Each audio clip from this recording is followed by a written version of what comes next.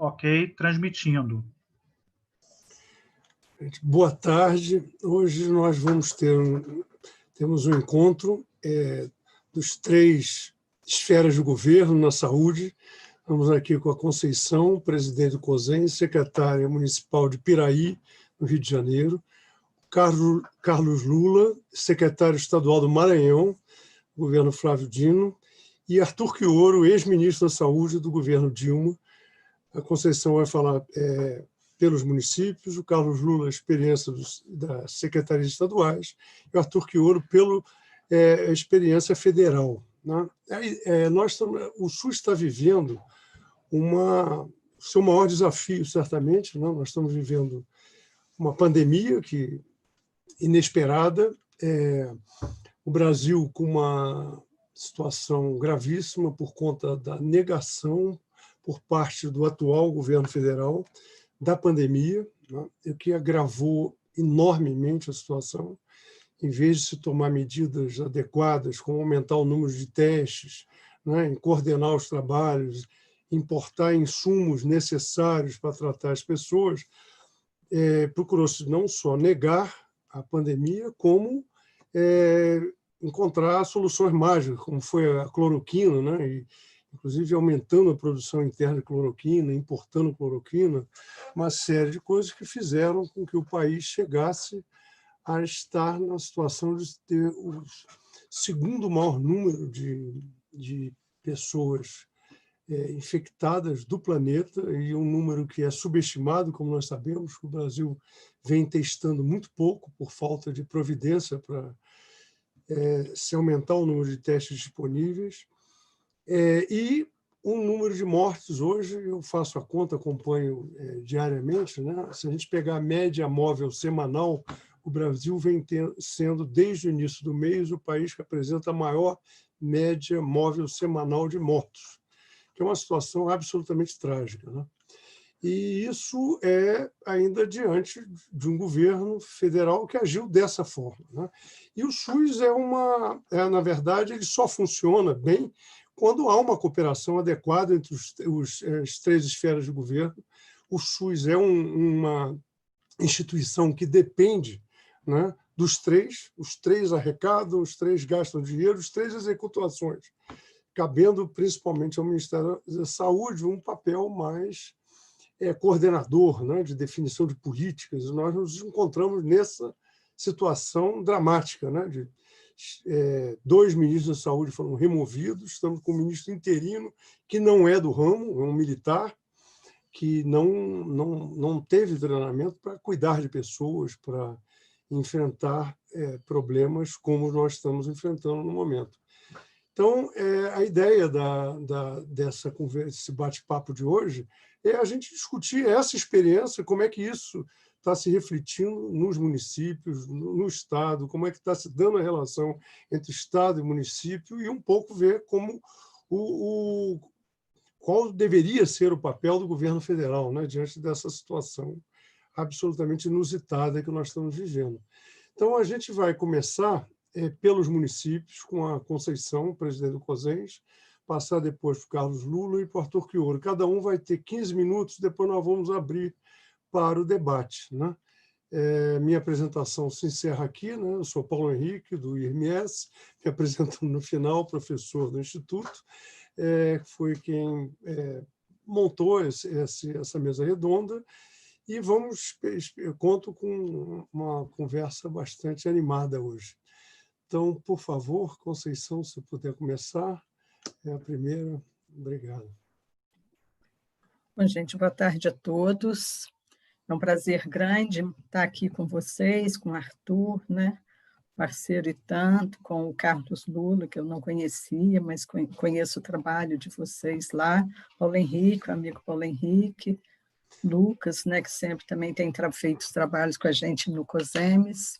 E eu vou tentar fazer uma apresentação, porque para falar de todos os problemas, eu tive que organizar numa apresentação e vou tentar jogar os problemas para depois a gente debater. Então, eu queria, Lucas, que você compartilhasse a apresentação, por favor, né? Essa situação toda que o Paulo Henrique já chamou a atenção, do ponto de vista do município.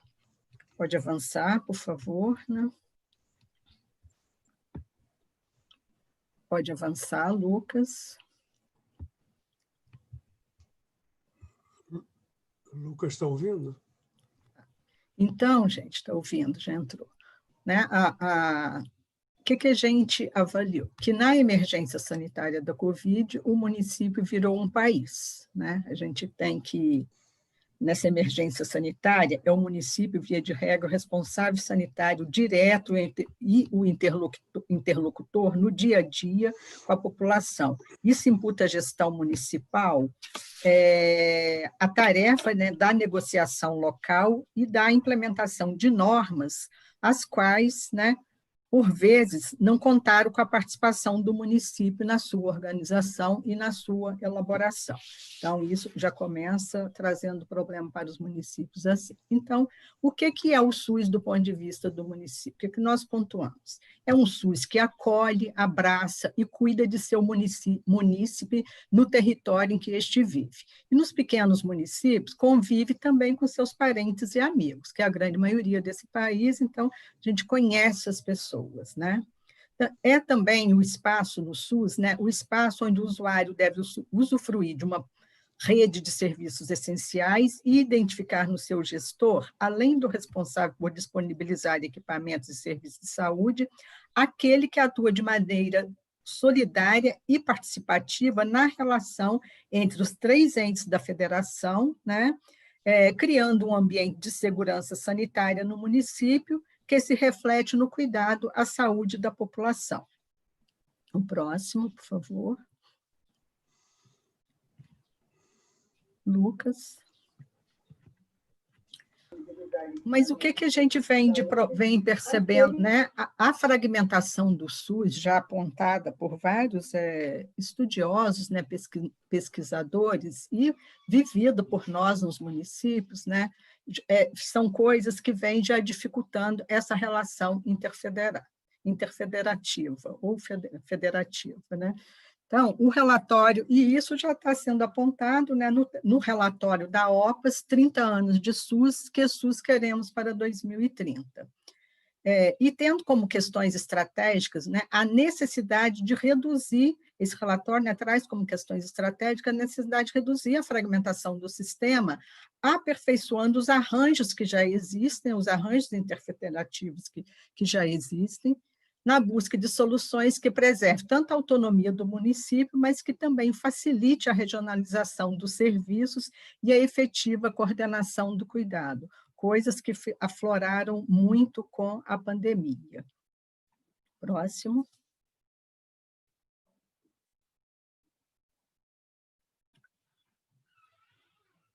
No cenário, como o Paulo Henrique já colocou, no cenário da pandemia, né, da emergência sanitária, a omissão do papel da gestão federal no enfrentamento da pandemia interferiu e interfere na relação de secretários estaduais com secretários municipais de saúde, estabelecendo conflitos federativos explosivos. Acho que todos aqui no Rio de Janeiro nós tivemos grandes dificuldades, e acho que isso não foi um privilégio do Rio de Janeiro, né? Mais estados também acabaram convivendo com isso. Isso tudo coloca em risco a governança do Sistema Único de Saúde, né, e o dia a dia da população em geral, até inclusive no seu ir e vir, né, com as dificuldades que nós tivemos, né? Isola, não isola, faz distanciamento, não faz distanciamento, né? Próximo, Lucas. Mesmo assim, iniciativas corajosas e suplantadoras dos gestores viabilizaram as respostas do SUS, né? Sistema que foi criado sobre os preceitos de solidariedade e equilíbrio entre os poderes, que é essencial para garantir a segurança sanitária no nosso país e garantir, né, o cuidado, que nenhum município pode passar, Lucas, por favor, que nenhum município é autônomo, né, é autossuficiente. Então, daí essa necessidade. E uma das coisas mais importantes disso tudo é a solidariedade entre os entes, né? Que a gente viu que nessa pandemia foi uma coisa que ficou extremamente prejudicada. Por isso que eu falo que cada município acabou virando um país também, né?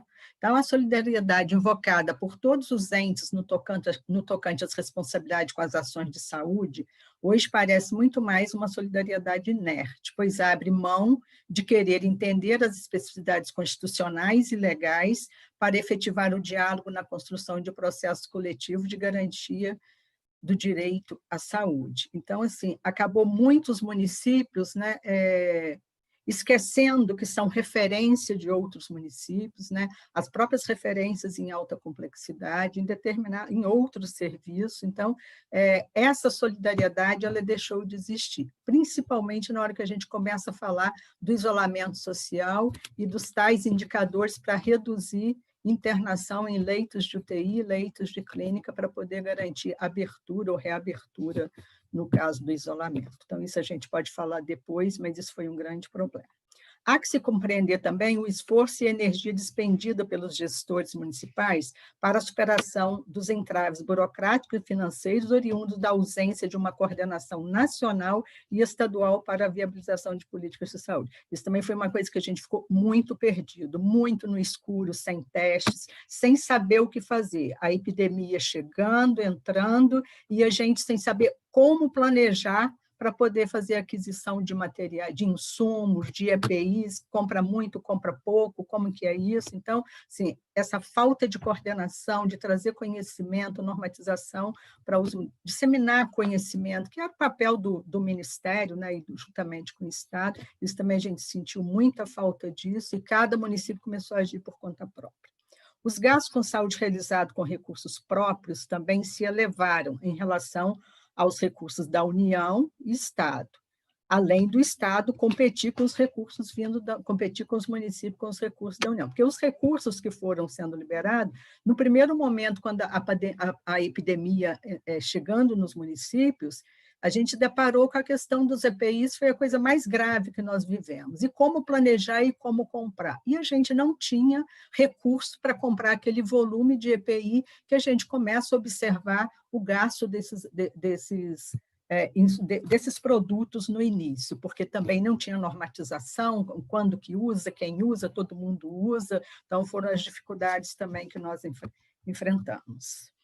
E, além dessa competição, com o recurso que veio, ainda competia-se, o Estado competia com os municípios, a despeito do desfinanciamento, né, do subfinanciamento histórico do Sistema Único e ainda o desfinanciamento com a Emenda Constitucional 95. Próximo. Do lugar do município, pensando as relações interfederativas, uma questão sempre está presente, né? O que cabe a cada ente da federação realizar no âmbito de sua competência para cuidar da saúde. Isso também ficou bem evidente. Estando claro que a Constituição determina que todos os entes federativos devem cuidar da saúde pública, mas o que compete a cada um? Acho que normatizar, trazer protocolos pode ser discutido com os municípios, mas não é competência dos municípios, né? Dessa forma, cabe às 3 esferas de governo, de maneira conjunta, definir mecanismos de controle e avaliação do serviço, né, controle e avaliação do serviço de saúde, monitorar o nível de saúde da população, gerenciar e aplicar os recursos orçamentários e financeiros, definir políticas de recursos humanos, realizar o planejamento e a articulação das políticas de saúde. Mas isso começou a ser feito muito individualmente, município a município. Então, isso acabou perdendo potência, né? Não deveria ser diferente na época de epidemia, além isso é competência do município, né, mas não deveria ser diferente na época da epidemia. Nosso modelo de SUS já está bem definido, normatizado, fundamentado na concepção do federalismo cooperativo, devendo garantir a expressiva participação de estados e municípios para atuarem com protagonismo na organização e gestão das políticas de proteção social no campo da saúde. O próximo. O SUS conta né, com as instâncias, as instâncias de negociação que tão importantes que o SUS conta com elas, acho também que foram poucos utilizadas. Né? As instâncias de negociação, de pactuação, né, como o CIT, CIB, a CIR, além dos conselhos, né, dos sistemas de conselhos de saúde também, que poderia né, ter um grande potencial para estar agindo no esforço integrado necessário para esse momento. Acho que faltou a união, faltou a união dos entes e de todos essas instâncias de negociação. Né? A janela de oportunidade, mas com a epidemia também, abre uma janela de oportunidade, né, neste momento, para reafirmar os princípios e diretrizes do Sistema Único e seu compromisso democrático, com governantes e sociedades exigindo a sustentabilidade econômica e financeira do SUS, reivindicando viabilizar o grande desafio da gestão regional da saúde, né, já que o federalismo brasileiro não contempla a região, comunidade, né, que tem que ser construída, gerida e financiada mediante acordos e negociações. Suplantar né, na região também, suplantar os interesses particulares em função de um bem coletivo torna-se o grande desafio na questão da regionalização. O próximo. Para finalizar, uma observação quanto à ação do judiciário, né, na provocação de um maior desequilíbrio nas relações, isso é até complicado de falar, mas precisa ser falado. Né? Então, muitas vezes, a ação do judiciário ela provoca um maior desequilíbrio nas relações federativas, já tão desequilibradas e esgarçadas. Né? Depois a gente pode também abrir um pouco sobre isso. Se há problemas de formulação e implementação da política, ou até mesmo inexistência de ação estatal para resolver determinado problema da população, é preciso que o judiciário exercite uma macrojustiça, a fim de agir para que o executivo cumpra os desígnios constitucionais em matéria de direitos, entre eles o do direito à saúde. Assim, o judiciário catalisaria os resultados de sua atuação. Mas o judiciário ele atua mais numa microjustiça, né, numa macrojustiça, numa microjustiça em que compete com o poder executivo. E isso acaba exaurindo, né, as energias e o potencial de enfrentamento da pandemia. Até tipo assim, de decidir individualizadamente por município, decidir que deliberação CIB era inconstitucional, porque vê de uma forma isolada, então não consegue entender o contexto. Isso são coisas também que a gente pode falar mais à frente no debate. O próximo, por favor.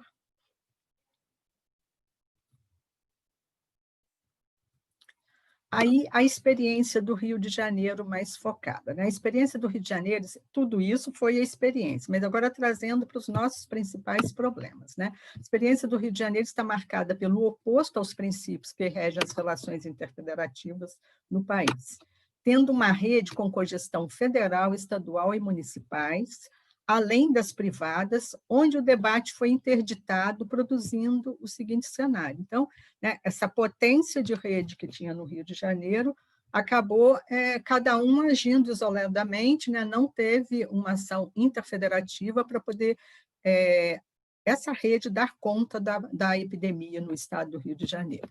Então, o debate foi interditado, né, produzindo o seguinte cenário: resistência à soma de esforços para planejamento e aquisição de insumos, insuficiência de políticas comuns e transparentes para a gestão das tecnologias assistenciais para a mobilização de recursos humanos, as três esferas, né? Um tinha equipamento, outro tinha o espaço adequado, o outro tinha os recursos humanos. Cada um do seu lado, não juntou, não conseguiu produzir nada. Então, assim, não otimizou, não potencializou. Políticas definidas sem pactuação e muitas vezes de forma contraditória, refletindo nos planos de contingência, não houve, né, uma coordenação, né, pelo menos estadual, para poder estar produzindo esses planos de contingência e otimizar recursos. Órgãos de controle judicial com atuações contraditórias, conforme a avaliação pessoal dos atores envolvidos. Cito o exemplo, uma deliberação CIB, que foi considerada até inconstitucional. Planos pactuados não foram implantados ou reavaliados, né? por colegiados, né, ou num gabinete de crise composto democraticamente, gabinete de crise montado sem participação coletiva, sem participação do COSEM, sem participação do Conselho Estadual ou de outra sociedade civil organizada. O próximo.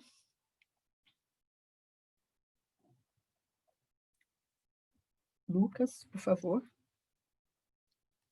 Então, gente, tem muito mais coisa para falar. Não sei se eu cumpri meu prazo, Paulo Henrique, mas assim, na realidade, eu abri uma provocação para a gente debater, né, aí agora com a fala do Carlos e do Arthur, para ver o que a gente pode produzir, né, de novas políticas. Conceição, queria te agradecer muito aí, não só a presença como a apresentação, e vou passar agora a palavra para o Carlos Lula, secretário de Estado de Saúde do Maranhão, e agradecer também a aceitação do convite para ele.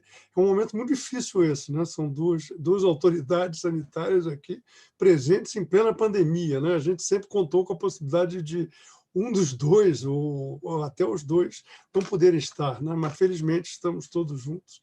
Então, por favor, secretário Carlos, está sem o microfone. Isso. Boa tarde a todos, boa tarde a todas. Eu quero agradecer ao Paulo, ao convite do IMS, doutora Conceição, doutor Arthur Quioro. Uma honra poder falar com vocês, é uma honra poder conversar. De fato, hoje, aqui no Maranhão, é dia de São Pedro, e especialmente aqui na Grande Ilha, em São Luís, é feriado. Era para ser um dia de grande confraternização, as ruas são tomadas por gente, em louvor a essa sincronia que o Brasil tem entre o católico e o profano, e os grupos de Bumba Meu Boi descem para brincar na Capela de São Pedro, que fica aqui no centro de São Luís. E a cidade para reverenciar São Pedro e o Bumba Meu Boi. Eu acho que é a primeira vez em muito tempo que nós não temos essa festa, assim, mas muito. A gente estava tentando fazer um recorte histórico e a gente nunca teve nenhuma oportunidade em que a população não pudesse brincar dessa forma. Acaba sendo um dia de muita saudade para a gente aqui. Mas, graças a Deus, a gente teve condição, Paulo, de poder estar conversando aqui hoje, porque a gente está no 16º dia em que a nossa taxa de transmissão aqui é menor que 1. Né? A gente, na verdade, foi o estado que conseguiu agora permanecer esse tempo de 16 dias com essa taxa de transmissão diminuindo. Hoje está em 0,8, é a menor do país, e a gente espera que continue diminuindo. Mas eu queria falar um pouquinho sobre esse percurso que a professora Conceição fez, e sobre esse debate exatamente sobre o que vai restar da federação depois da pandemia, porque me parece que um dos legados que a gente vai ter da pandemia é exatamente a gente deixar de lado essa ideia desse federalismo cooperativo previsto na Constituição, que ele nunca, na prática, se efetivou. Na verdade, a gente tem um federalismo muito confuso, conflituoso, mesmo no campo do direito, e aí sem partir para a prática, a gente tem uma divisão de competências legislativas e administrativas muito confusa pela Constituição. Vez por outra, o STF é chamado a decidir nesses temas exatamente porque não há uma divisão clara do que é competência do Estado, do que é competência da União e do que é competência municipal. Então, a gente vive nesse mix, né, em que todo mundo mete a mão na panela, e panela que todo mundo mete a mão, em geral, a comida não sai gostosa. Então, professora Conceição, eu escutava a senhora falando do Rio de Janeiro e me vi aqui, porque o cenário é igual no Maranhão. A gente sabe que a maior parte dos nossos municípios no país, eles não são grandes municípios, nem municípios de médio porte, são municípios pequenos. Então, muitas vezes, quando a gente está falando de município, a gente está falando aí de centros urbanos com 10, 15, 20 mil pessoas. É praticamente um bairro aqui de São Luís ou algumas ruas de bairros do Rio de Janeiro, mas que constitui, no fim das contas, um município. E lá tem disposição na Constituição para executar competências administrativas e também competências normativas. Eles podem legislar em relação a alguns temas e tem competência administrativa em relação à saúde. Então, quando chega, e aí eu vou fazer um relato meu pessoal sobre o que aconteceu no âmbito da discussão da CIT, da Comissão Intergestora Tripartite, ainda em fevereiro, onde a gente discutiu pela primeira vez, a gente ainda não tinha confirmação de nenhum caso, a gente discutiu pela primeira vez, ainda com o ministro Mandetta, como é que a gente atuaria, como é que se haveria a condução dos municípios e do Estado e se a União aportaria algum recurso para municípios e Estado para o combate à pandemia. Lá eu já me assustei, porque a primeira afirmação dele, e o debate lá naquela CIT foi dizendo que a União iria alugar 2.000 leitos de UTI, e que ia fazer uma espécie de rodízio, e que os leitos de UTI iriam a depender do Estado, a depender do número de casos. E só, que eles não iam comprar nada. Não era objetivo da União comprar nada, quando ainda não tínhamos o primeiro caso. É curioso isso não ter entrado no debate, porque isso está gravado na Comissão Intergestora Tripartite, isso foi público, e já nos passava claramente que havia um problema de estratégia, que foi o que, até aqui, o que nos rendeu toda essa briga, a crise política junto com a crise sanitária. Primeiro, esse problema de estratégia, de não saber o que fazer, acabou obrigando todos os estados e todos os municípios a fazerem do seu modo, porque a gente não tinha essa coordenação da União. E a gente ressentiu isso muito. Eu mesmo pude assinar alguns textos em que, lá no mês de abril ainda, eu solicitava, precisamos de uma coordenação federal, precisamos de uma coordenação para dizer como a gente vai se portar, porque da forma que nós nos portamos, cada estado escolheu uma maneira de entrar na quarentena e de sair da quarentena. Olha o problema que isso nos legou. Hoje, eu vou citar o exemplo do Maranhão, mas eu tenho exemplos outros. Olha o que aconteceu no Maranhão. Já em março, a gente teve uma explosão de casos. Essa explosão que o Sul deve começar a sentir agora. Mas muitos casos. De modo que, antes mesmo de eu ter o primeiro caso, eu já tinha aberto leitos de UTI aqui, a mais, né? Porque isso também era curioso. O Ministério nos ligava no início da pandemia e dizia assim, mas no plano de contingência de vocês colocaram que tinham 100 leitos de UTI para a Covid. Esses leitos não estão vazios? Vem cá, vocês não têm ideia do que é o SUS? Porque ninguém trabalha no SUS com leito de UTI vazio. Todo mundo trabalha no SUS com leito de UTI 100% ocupado o tempo inteiro. Vocês estão achando que a gente está botando no plano de contingência que a gente tem leito sobrando? Que tem leito sem ninguém? Vocês não podem estar falando sério. Então, esse é o primeiro debate que a gente teve com o Ministério, que a gente viu, não vai dar certo. Vai ser o caos. O que acabou se revelando. Então, a gente já adquiria respiradores ainda no mês de março, quando não tinha nenhum caso confirmado aqui, assim, criei 20 leitos de UTI. 20. E achava, bem, eu estou criando 20 leitos de UTI, esses só vão ficar para a Covid, vamos ver o que vai acontecer. De modo que eu comecei, quando eu tive o primeiro caso aqui, eu tinha mais ou menos 200 leitos de minha rede reservados para a Covid-19. Eu estou terminando agora o mês de junho com quase 2.000 leitos. Eu aumentei a capacidade em 10 vezes. Mas aí, como foi que a gente fez isso? Aí essa história que eu preciso contar. Porque não teve, infelizmente, a participação da União. Como cada estado escolheu uma estratégia, olha o que aconteceu com o Maranhão. A gente fechou logo no início, passamos quase 3 meses em quarentena, com muitas medidas de restrição, e agora, nas últimas semanas, começamos a abrir. Mesmo com a abertura de algumas atividades ditas não essenciais, a gente ainda não teve o aumento da taxa de transmissão, pelo contrário, está diminuindo semana a semana. Então, o que pode ter revelado é que a gente acertou. Mas seria muito pretensioso, de minha parte, dizer que a gente acertou porque a gente se baseou em dados, em uma estratégia, em uma lógica melhor que a dos outros. Não. É porque aqui simplesmente deu certo. Aí eu tenho outros estados, principalmente do Centro-Oeste, que viveram praticamente esses meses todos comigo, e eles quase não tiveram casos. E o que acontece agora, quando eles abrem a economia? Eles vão ter explosão de casos, exatamente quando não podia ter aberto. Então, veja só, a falta de uma coordenação nacional, inclusive para dizer quando é que se deveria fazer, ou como é que se deveria fazer, nos rende esse tipo de problema, de provavelmente a gente ter agora fechamento de estados e fechamento de cidades, que já passaram 3 meses, e a gente sabe do problema de desigualdade social que o Brasil tem, do que é 3 meses de atividade econômica parada.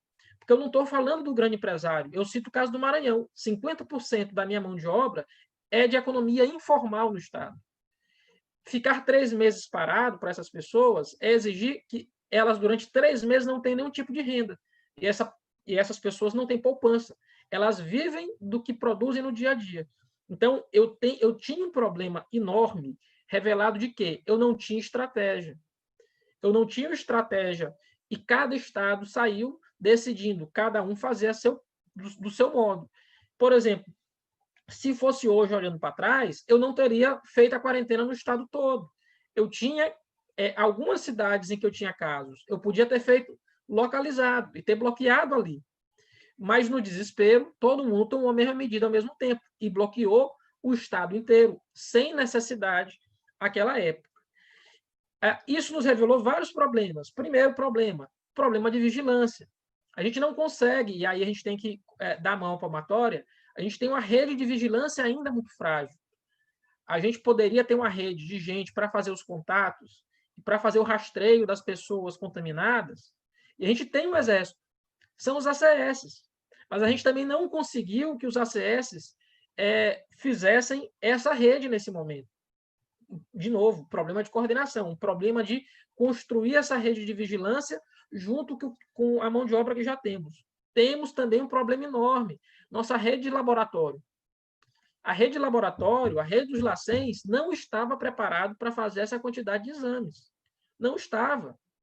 A gente teve falta de suave, a gente teve falta de teste, principalmente lá no mês de março. A gente não encontrava nem quem vendesse. E não havia coordenação do Ministério da Saúde para tratar isso. Mesmo o teste rápido, tão criticado, a gente não conseguia encontrar, ou encontrava a preços absurdos. Então, é mais um problema de estratégia. Não preciso nem falar que a negação também foi um problema, porque nos exigia perder muito tempo falando para a população que era grave, e é incrível que a gente fazia pesquisa e a população, de fato, reverberava a fala do presidente, mesmo aqui no Maranhão, onde ele tem uma popularidade bem pequena, a população tinha a não crença, dizia assim, mas vem cá, a maior autoridade da República está falando que é bobagem, aqui não chegou ninguém, principalmente nos pequenos municípios, não chegou nada, não chegou nenhuma doença, eu não tenho por que estar em casa. Isso era um problema também. Sem falar do problema de desigualdade. Desigualdade social faz mal à saúde. E eu não tinha um plano do Ministério que levasse em consideração essa ponderação, essa categoria. Por quê? É muito fácil eu fazer o discurso do ficar em casa na Itália. É muito difícil eu fazer o discurso do ficar em casa para a pessoa que tem 6, 7, 8 pessoas morando no mesmo cômodo numa casa. Como é que eu vou fazer o discurso do ficar em casa para essa pessoa? Ou como é que eu vou pedir, não, se isola dentro de casa. Se tiver um contaminado, os 8 iriam contaminar. E foi o que aconteceu. Quando eu cheguei nas grandes zonas urbanas mais pobres da capital, eu perdi o controle da doença. Eu tive controle nos primeiros casos. Mas se a doença chegasse nos bairros mais pobres, onde praticamente vive uma pessoa em cima da outra, e aí a gente tem que entender, a gente falhou enquanto sociedade, a gente ia ter uma resposta muito ruim, que foi o que aconteceu, explodiu. Eu não tenho mais de 70 mil casos à toa no estado, né? Inclusive, hoje se faz um inquérito sorológico, porque a gente acredita, não, a gente tem certeza que o número de infectados é algumas vezes ainda maior que isso. A gente está fazendo agora um inquérito sorológico para ter ideia do percentual de pessoas, de fato, contaminadas. Eu também tive um problema logístico. E aí, mais uma vez, o problema da federação, que foi o quê? Como eu tenho de ampliar rapidamente a rede, minha capacidade hospitalar para atender esse número absurdo de pessoas? Porque eu tinha o problema de poder entrar em colapso no meu sistema de saúde. Como é que eu faço isso, se não expandindo minha rede de leitos? Eu tinha de fazer. Se um trilho do trem estava preocupado com a vigilância, o outro trilho tinha que também estar andando muito rápido, que era aumentar a capacidade hospitalar. eu tinha de ampliar o hospital, eu tinha de criar leito de UTI, eu tinha de criar ambulatórios para esse exame logo no início dos sintomas, e eu simplesmente não tive. Pelo contrário, as primeiras remessas do Ministério da Saúde foram trágicas nesse sentido. Eu não sei o Rio de Janeiro, mas aqui veio, eles deram a quantidade de teste e disse, olha, está aqui os municípios, eles fizeram a divisão pelo tamanho da população e disseram, é assim. Então, tinha município, a caixa de teste vinha com 20 testes. Aí, não, esse município vai ficar com 7 testes. Mas, gente, nem isso a gente consegue acertar, né? Ou então dizer assim, não, esse município aqui vai receber um Propé. Um Propé. Porque não tinha quantidade para dividir. Então, assim, foi uma bateção de cabeça desde o início que tudo levava a crer que não ia dar certo. Como não deu certo? E aí a gente fez a expansão da rede aqui, mas como? Porque eu tive a condução de um grande governador, que assumiu para si a condução do problema. A gente construiu 13 unidades hospitalares, abrimos 13 unidades hospitalares no estado. Na capital, não, no estado inteiro. Dessas 13, 4 são hospitais de campanha, que são temporários, um foi um hospital privado, que foi requisitado, que a gente devolve no dia de amanhã. Todos os outros 8 foram unidades que estavam no nosso planejamento de entregar ao longo do tempo, que nós adiantamos as obras, exatamente para entregar, para ficar como legado para a população depois da pandemia. Muitas vezes em espaços do Estado que tinham um total vazio assistencial de serviços hospitalares. Então, a gente abriu essas unidades também com esse sentido. Mas foi uma coisa muito nossa, de assim, não, vamos abrir unidade que possa servir para a gente no futuro, que fique como legado para a sociedade. Eu acabei colocando gente nas obras de manhã, de tarde, turno da noite, turno da madrugada. Eu entreguei o hospital em 3 semanas. A gente construiu o hospital aqui em 3 semanas.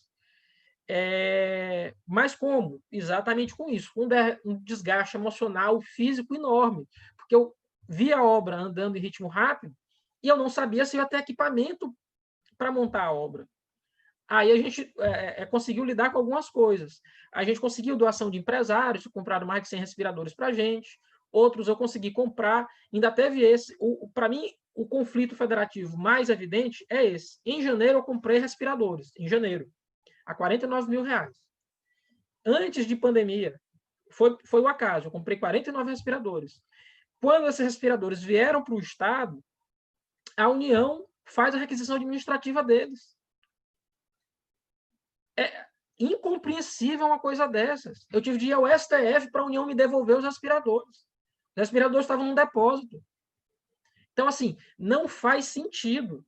Assim, o fim da federação é uma coisa dessa. Eu faço uma requisição para deixar o respirador preso no depósito enquanto eu estou precisando, eu tenho leito para instalar o respirador para usar. Não faz nenhum sentido. Mas foi o que aconteceu.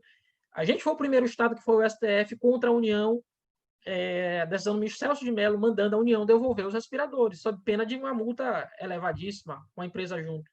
Não faz sentido. Para mim, isso é o símbolo mais forte de que não houve nenhum tipo de cooperação, não houve nenhum tipo de coordenação.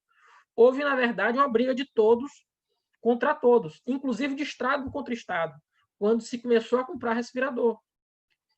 Houve esse problema. Não tinha coordenação. Como não havia coordenação, havia um Estado brigando com o outro. E aí a gente divide o país, porque a gente tem uma guerra de narrativa. E essa guerra só serve, a gente sabe a quem? Só serve à União, porque não faz sentido. Era momento, pelo contrário, da gente unificar o país em torno do combate à pandemia. Era mais simples, era mais lógico, era mais pragmático, inclusive, a assumir o comando de dizer, olha, a gente está dando dinheiro, a gente está dando EPI, a gente está dando respirador, está aqui, vamos colaborar com os estados e municípios nesse sentido. Isso acabou não acontecendo. E a União também apostou na divisão do Estado com os municípios. Em geral, as CIBs, houve muita briga dos estados com os municípios, por EPI, por respirador, pelo pouca coisa que a União conseguiu ainda entregar. Infelizmente, ela apostou no nosso desespero para ganhar a gente no conflito. Agora que as coisas, pelo menos aqui, acalmaram, a gente também acalmou essa relação com os municípios, que estava muito tumultuada, mas que a gente precisa entender que a gente tinha que concentrar de algum modo, porque tinha que ter uma coordenação do problema. Não tinha. Eu preferia que fosse o Ministério da Saúde, acabou tendo que ser o Estado. Eu tive de coordenar a ação aqui com os municípios. E eu fui abrir leito. Eu abri UPA de município que estava fechada, com recurso do Estado. Eu abri hospital de município que estava fechado com recurso do Estado, reformei e assumi para mim. Mas porque precisava haver uma coordenação na batalha contra o coronavírus. Então, hoje, a gente tem um problema social, tem um problema econômico e tem um problema sanitário, tudo ao mesmo tempo. E a gente precisa de união dos entes para conseguir combater. A gente vai conseguir isso muito difícil no cenário que a gente tem. A gente tem, apesar do tempo médio do ministro da Saúde, no Ministério da Saúde ser muito baixo, a gente nunca tinha tido 3 em um mês, né, dentro de 30 dias. A gente conseguiu ter 3 ministros, nunca um ministro interino por tanto tempo.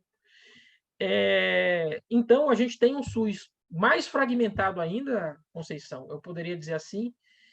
A pandemia vai nos delegar um SUS mais fragmentado ainda, o que vai nos levar a uma série de questionamentos, inclusive sobre competências administrativas, competências normativas, que a gente precisa debater, que a gente precisa discutir adiante, talvez com um pouco mais de maturidade.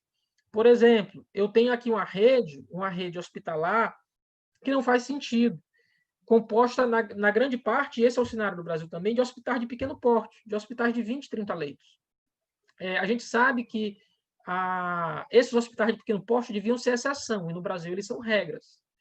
Então, talvez vai chegar o momento da gente impor ou estudar medidas para a gente colocar, a gente vai continuar apostando nessa rede fragmentada ou a gente vai estruturar uma rede mesmo, uma rede assistencial enquanto região, para a gente pensar em hospital enquanto região, e não enquanto município, não enquanto localidade. Será que a gente vai continuar dando a município de 5 mil habitantes a capacidade para ele construir unidade hospitalar? Ainda no governo Lula e no começo do governo Dilma, eu tive o maior programa de saúde pública do Estado, com recursos da União.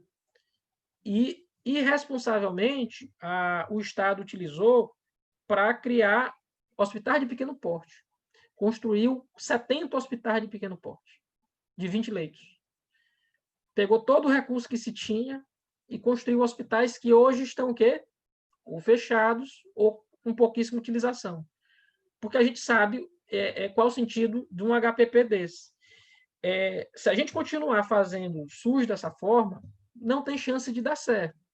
Eu acho que um legado da pandemia é talvez a gente fazer um debate mais estruturado para estabelecer, de fato, competências de Estado, de municípios, estruturação regionais desses serviços, redes que conversem, de fato, e mais do que isso, utilizar de forma racional os poucos recursos que a gente tem. Não tem a menor condição da gente fazer a divisão do pouco de EPI que chega e dizer que um município vai receber um Propel, vai receber o outro, vai receber 2 óculos de proteção. Isso não é fazer saúde, né? Isso não serve nem para o prefeito lá do município tirar uma foto com óculos, porque ele vai servir para quem? Ele vai ajudar quem com 2 óculos lá no município dele? Infelizmente, foi isso que acabou sendo delegado pela União no combate à pandemia. Eu espero muito que a gente possa fazer o debate, eu já passei aqui um pouquinho do tempo, então eu vou encerrar por aqui, mas para que a gente possa debater, de fato, eu nunca me senti tão só. Eu posso dizer, eu nunca me senti tão só quanto nesses 3 meses de pandemia, porque a gente procurava uma ajuda e a gente não tinha. A gente estava envolto numa enorme crise política junto com a crise sanitária. Só lembrar, nesse período a gente trocou o ministro da Educação, trocou o ministro da Justiça, teve 3 ministros da Saúde, toda a conjunção de fatores para tudo dar errado. Eu queria muito que não fosse assim e espero ter contribuído aí para o debate. A gente tem uma narrativa enorme aqui para fazer de coisas que aconteceram nesse Maranhão de meu Deus, e espero muito a gente estar vencendo. Tudo leva a crer que a gente está diminuindo dia a dia nos últimos dias nossa curva de contágio. Quero muito, eu acho que a gente não venceu, nada leva a crer que isso é um dos problemas. Nada leva a crer que o Brasil vai conseguir zerar a doença, mas pelo menos controlar. Eu acredito que as últimas 3 semanas têm revelado que a gente tem conseguido controlar a doença no estado do Maranhão. Olha, o depoimento superou muito a expectativa, assim, fantástico. Eu acho que está levantando questões de uma importância enorme, porque eu acho que o objetivo é esse mesmo, né? A gente vai ter que refletir muito para frente, né? É um aprendizado como a gente nunca teve. Você levantou uma questão que é uma... Eu sou um dos que briga por isso, né? Nós precisamos de rede regionalizada, né? Nós não podemos continuar com o SUS fragmentado, né? Conceição é de uma região que até funcionou relativamente bem, né? A regionalização durante muito tempo, e ela está desandando de um tempo para trás, para cá, exatamente porque faltam regras claras para isso. Não pode depender meramente da boa vontade das pessoas. Então, eu acho que são pontos aí fundamentais para a gente. Eu queria, antes de passar a palavra para o Kioro, pedir para as pessoas que estão assistindo para começarem a colocar as questões, mandar as questões para a gente depois ter um debate mais vivo, né? Tá bem? Então, eu vou passar agora para o Kioro para falar, porque nós, absolutamente, o Kioro sabe o papel que ele está desempenhando aqui, né? Foi ministro, né? Foi ministro num período tenso, né? Muito tenso, em que se preparava o golpe, que se preparava essa virada que transformou esse país no caos que está.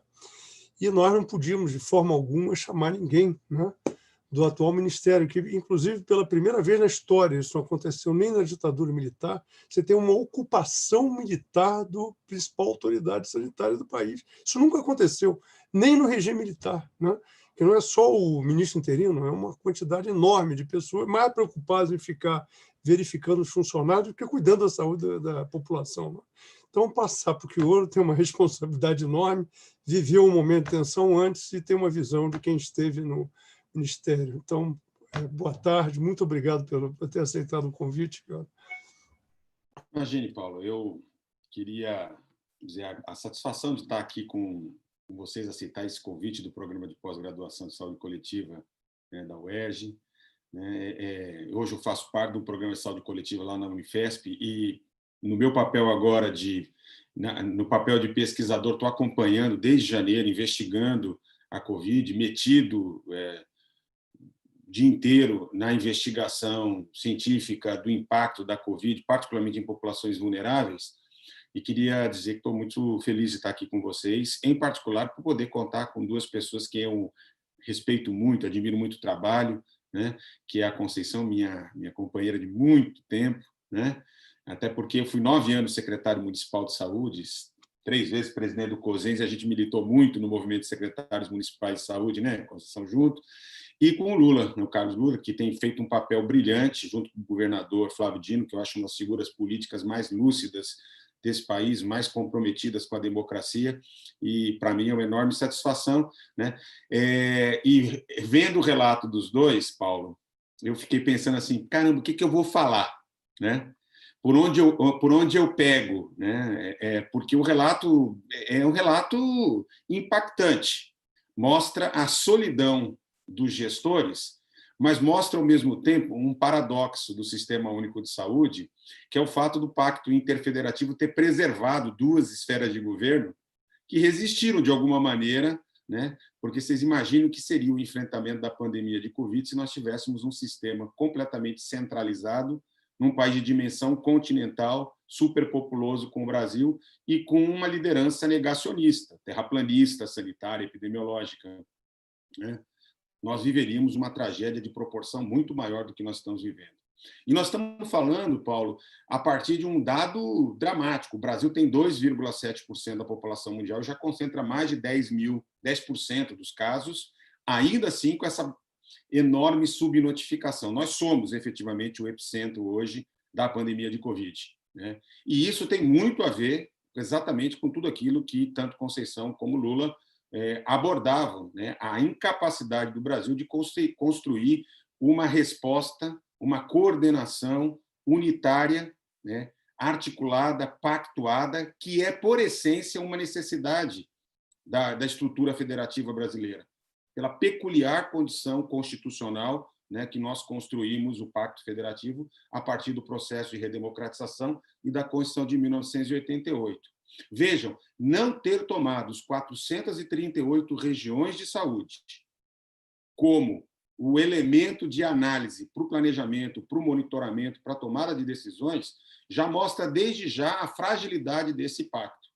A maior parte dos governos estaduais, como é o caso do Estado de São Paulo, sequer reconhecem as 63 regiões de saúde e usa a estrutura administrativa regional do Estado que não guarda nenhuma relação com a dinâmica da composição. Então, eu logo de cara já aponto uma convergência com você, Paulo, nessa sua rápida análise, no sentido de que a nossa resposta foi uma resposta que emergiu de forma caótica, de forma voluntarista, muitas vezes comprometidíssima do ponto de vista ético-político, como foram relatos tanto da Conceição como do Lula, mas que careceu, né, daquilo que era essencial para uma resposta para um país com um sistema como o SUS, né, precisaria. E vejam, a minha análise não deixa de reconhecer que ainda bem que nós temos um sistema único de saúde, né? Sem isso seria barbárie, seria uma tragédia sem precedentes, né? Seria um amontoado de corpos pelas ruas, né, sem que nós tivéssemos nenhuma capacidade de controle.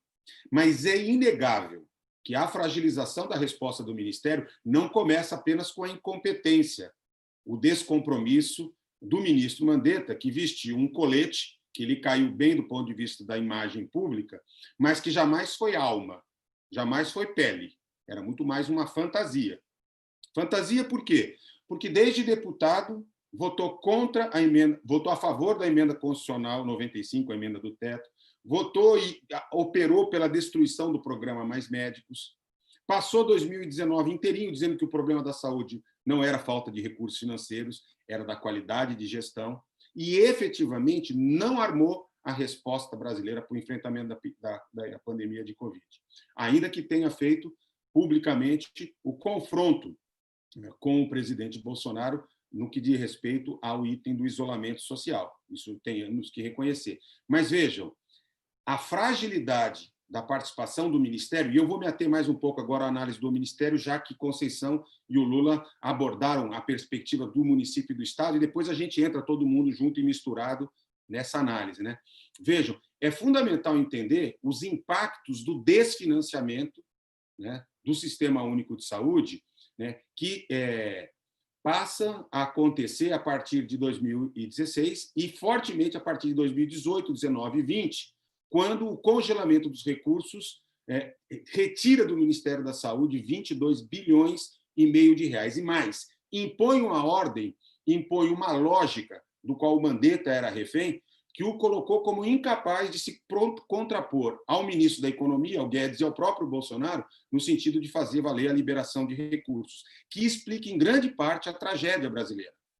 No fundo, me parece que a equipe do Ministério da Saúde, apesar de ter gente muito experiente, e alguns com experiência em gestão, o próprio Mandetta tinha sido 6 anos secretário municipal de saúde, aliás, quando eu fui secretário de São Bernardo, ele era de Campo Grande, participamos junto da direção do CONASENS, mas a impressão que eu tenho é que a equipe do Ministério acreditava que a Covid-19 não chegaria ao Brasil.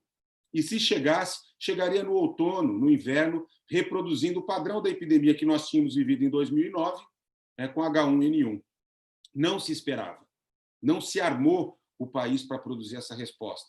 Vejam, nós temos uma rede de laboratórios públicos, os LACENS, coordenadas pelo Ministério da Saúde, que tem competência técnica, tem qualidade, mas está profundamente defasada. É uma rede semi-automatizada, segundo o boletim epidemiológico do Ministério, com capacidade de produzir 6.700 exames de RT-PCR por dia, quando nós precisaríamos de 50 mil exames, dados do próprio Ministério, está no boletim epidemiológico, incapaz de garantir testagem para diagnóstico, incapaz de produzir testes rápidos ou de adquirir testes rápidos e estruturar inquéritos sorológicos de soroprevalência para que se pudesse monitorar e armar a estratégia do país, o que fez com que o Lula contasse para a gente a insatisfação e o reconhecimento dele agora de que ele foi obrigado a orientar o fechamento do Estado inteiro porque ele não tinha informação epidemiológica suficiente para a tomada de decisão. Isso é essencial no planejamento. Todos nós que somos sanitaristas sabemos, né, que informação se transforma em ação, e isso é vigilância epidemiológica. E apesar de 120 anos de história, né, nós tivemos, quando colocados à prova, uma incapacidade de responder à altura. Nós continuamos gerenciando a pandemia, olhando pelo retrovisor, olhando óbitos de 3 semanas atrás, casos de 2 semanas atrás, e sem testar os casos leves assintomáticos, que correspondem a 80% a 85%. Pesquisa que eu estou coordenando aqui na Baixada Santista, pela Unifesp, nós identificamos, estudando uma população de 1.800.000 habitantes, que 67% dos entrevistados tinham sintomas de gripe leves nos últimos 30 dias e não foram visitados por unidade básica de saúde, por uma equipe de saúde da família, não foram sequer testados, né? A proporção é de 1 caso notificado para cada 7 pessoas com soro reagente, que dá mais ou menos aqui na Baixada 1 para cada 15 habitantes. Portanto, nós podemos pegar esse 1.300.000 e tranquilamente multiplicar por 7 ou 9, que nós vamos ter o real quadro de brasileiros hoje realmente infectados. Mas é impossível fazer uma gestão qualificada, articular a resposta de um sistema nacional com o grau de obscuridade na informação e ainda assim tentando manipular, retomando estratégias que já não deram certo na ditadura militar, no controle da meningite meningocócica, né, e que jamais teriam êxito, né, em vigência da democracia, ainda que hoje nós vivamos uma situação muito periclitante. Da mesma forma, eu digo respeito à comunicação. Vejam, eu fui ministro, eu sei que o Ministério tem uma dotação orçamentária específica para a comunicação social, que é para ser utilizada exatamente para atividades como essa.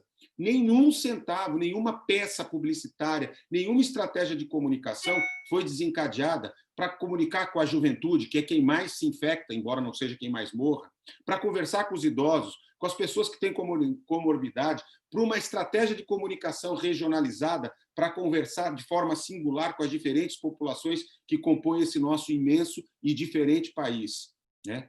Vejam, no que diz respeito à estratégia de comunicação, o que nós vimos foi um presidente negacionista liderando um combate às medidas de isolamento social, às medidas não medicamentosas, né? Reconhecidamente a mais importante estratégia de enfrentamento da epidemia e a que deu êxito nos países que nos antecederam, né? E que deveria ser não apenas copiada, mas customizada para a nossa realidade, para as diferentes realidades brasileiras, e que foi bombardeada, dinamitada, né, pelo presidente da República, que se transformou no principal inimigo da pandemia. Acho que mais do que o coronavírus, sem dúvida nenhuma, o ente mais nocivo tem sido a postura do presidente. Veja, à medida em que empurra a protocolização de um medicamento sem eficácia, sem segurança, e transforma isso num debate nacional. Eu duvido que algum país tenha feito grau de polemização em torno de uso ou não de um medicamento.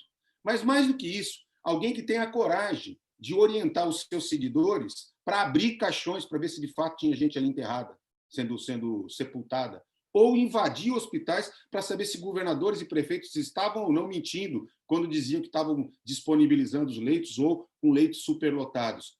Chega a este grau de incoerência. Acho que não dá para desconsiderar isso da resposta, porque a própria troca de ministros me parece que atende a 2 lógicas. Primeiro, colocar alguém, e aí a militarização, que não é específica do Ministério da Saúde, hoje dos 24 ministérios, 10 são comandados por militares, mas alguém incompetente, que desconhece totalmente a realidade do Sistema Único de Saúde, incapaz de se posicionar criticamente, mas que bate continência não apenas a Bolsonaro, mas bate continência ao Guedes. E aí eu quero dizer que, para mim, o desmonte do Ministério da Saúde, que vem sendo operado não só na sua direção, mas nos seus quadros técnicos que resistiam, tem muito a ver com a operacionalização e manutenção do regime de austeridade fiscal, ainda que tenham sido liberados 38,5 bilhões para o combate à Covid. Vejam, isso faz com que menos de 1/3 dos recursos até agora tenham sido liberados, porque o general bate continência e aceita esse grau de estrangulamento, de asfixia de estados e municípios e a falta de suporte. Eu quero chamar a atenção de um fato já colocado, mas que me parece que agora nós pagamos um preço altíssimo, que é a fragmentação da vigilância em saúde, da assistência.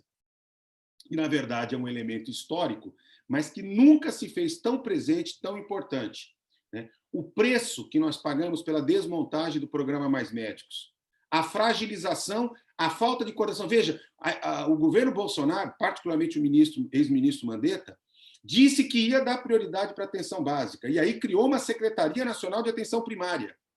E o que a gente vê, com as honrosas exceções que eu sei que acontecem no Brasil, graças a trabalhadores e gestores que conseguem ter uma visão, é que a atenção básica se transformou no sujeito ausente da resposta brasileira à pandemia. O que eu tenho visto em vários estados, em vários municípios, são unidades básicas de saúde praticamente fechadas, fazendo vacinação, como se fosse um sábado de campanha de vacinação.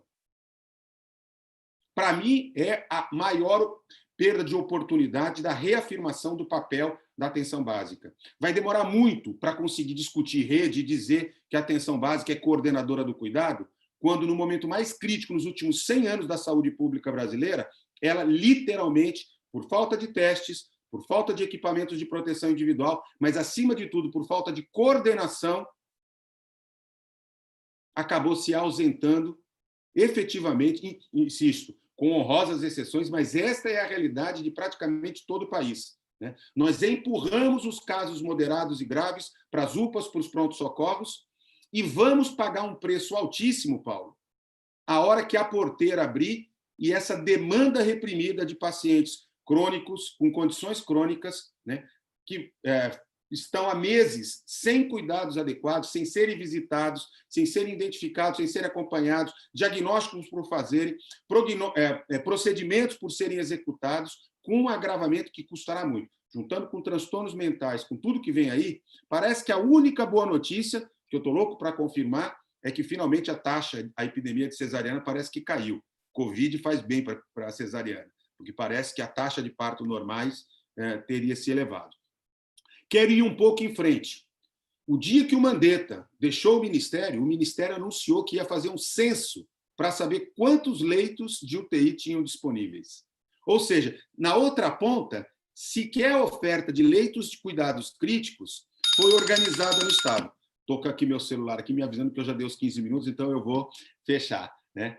Porque, vejam, sequer aquilo que se concentrou, porque, de fato, a pandemia de Covid nos coloca uma situação muito crítica, é importante. Eu quero, para não me estender muito mais, chamar a atenção, então, que esta falta de coordenação muito bem esquadrinhada, tanto pela Conceição como pelo Lula, né, ela se coloca com toda a sua perversidade, justifica que o fato de que a maior parte dos países do hemisfério norte, com 50 dias, alcançaram um padrão de estabilidade na taxa de transmissão das doenças. Nós já vamos para mais de 120 dias e continuamos com a situação absolutamente descoordenada. É importante reconhecer que sequer o Ministério foi capaz de perceber que um país de dimensão continental viveria ondas assíncronas epidêmicas, ou seja, as regiões não viveriam as ondas epidêmicas ao mesmo tempo, na mesma intensidade, e é isso que vai perpetuar e talvez até mesmo endemizar a pandemia de Covid no nosso país, até que nós tenhamos a vacina disponível, até porque, diferente do que se imaginava, do que acontecia com outras doenças virais, não existe imunidade de rebanho, né? Aqui na Baixada Santista nós estamos monitorando a cada 15 dias, nós chegamos agora, né, já com a incidência elevada, a saturação de serviços a 6,6% de taxa de soroprevalência, ou seja, nós temos 93,5% da população ainda suscetível, o que nos dá uma perspectiva de longo prazo, né, e uma incapacidade, né, das próprias autoridades que rugiram como leão bravo, por exemplo, o governador de São Paulo, no início da pandemia, e que agora, com a pressão econômica, com as eleições municipais se avizinhando, se portam como gatinhos recém-nascidos, tímidos e amedrontados, né, ascendendo ao interesse de abrir sem nenhuma flexibilidade e criando narrativas que não condizem com a realidade. Eu estava aqui fazendo os cálculos, a taxa de crescimento da pandemia, por exemplo, no estado de São Paulo, na cidade de São Paulo, em nenhum momento chegou a produzir um padrão de estabilização. Ela continua crescendo e continua sendo bastante expressiva. A gente começa a ouvir falar de segunda onda quando, efetivamente, nós não saímos no país da chamada primeira onda. E é muito provável que, como eu disse, nós vivamos ondas assíncronas que vão se sobrepondo, né? Fazendo com que o quadro de indenização se coloque de maneira muito crítica. Eu quero, só para não dizer que não toquei nesse assunto, chamar a atenção para um evento que o Carlos Lula colocou com muita precisão, que é o processo de periferização, mais do que interiorização, que só começa a acontecer agora, num terceiro tempo, foi o processo de periferização.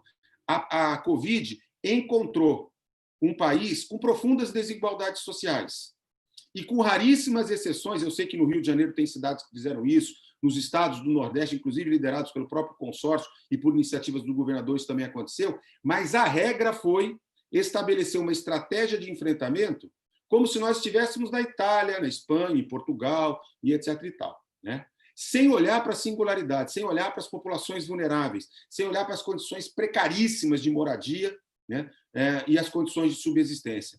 A não implantação de centros de isolamento nas comunidades, para que as pessoas que tenham casos leves, infectados assintomáticos, pudessem ficar, durante o período de transmissibilidade, isolados das suas famílias, das suas comunidades, está fazendo com que a taxa de crescimento nas periferias seja explosiva, né? Os dados aqui da Baixada são estúpidos. 68% dos casos estão em negros e pardos, 32% em brancos, né?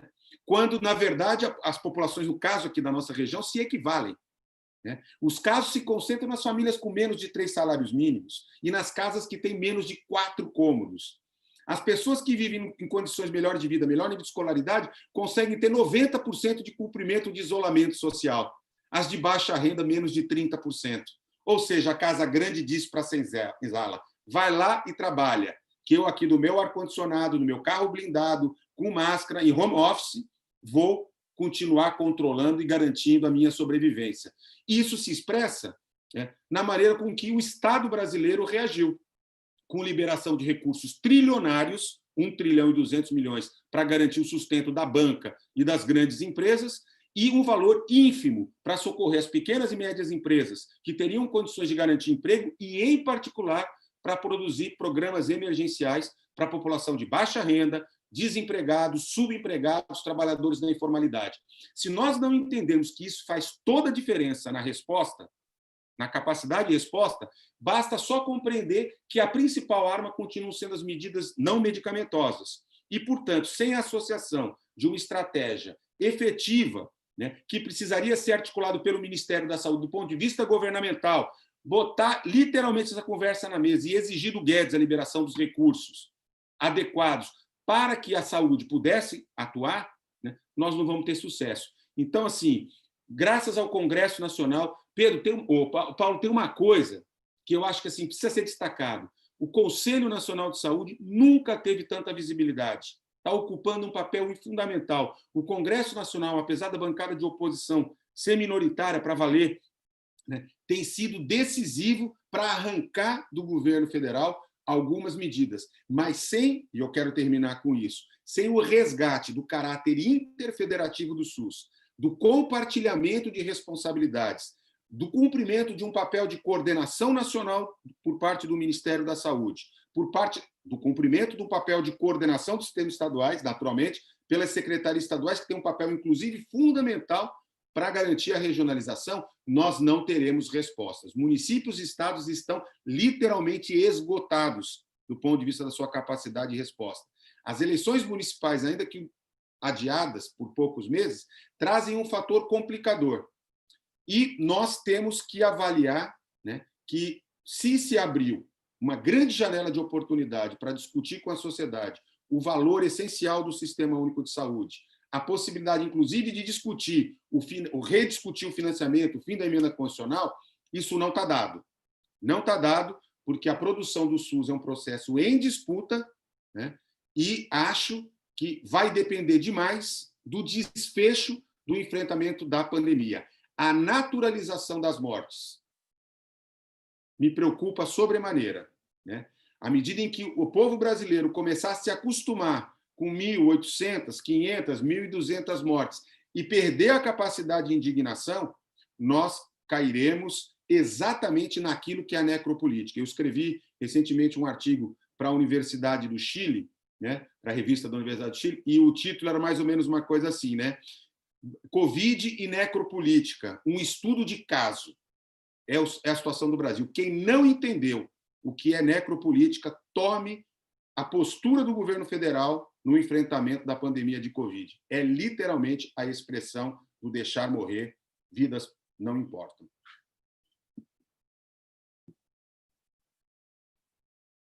Turquioro, muito obrigado aí por aceitar e por essa fala. Eu acho que foi uma fala excelente. Eu acho que você colocou uma série de questões que são fundamentais para esse debate, né? Eu queria destacar, em primeiro lugar, essa questão da economia que você colocou. De fato, o orçamento de guerra, né, que foi o principal exemplo do que você tocou, foi uma coisa absolutamente vergonhosa. Abriu-se mais de R$1 trilhão para os bancos e uma miséria para a renda mínima e uma miséria para o SUS.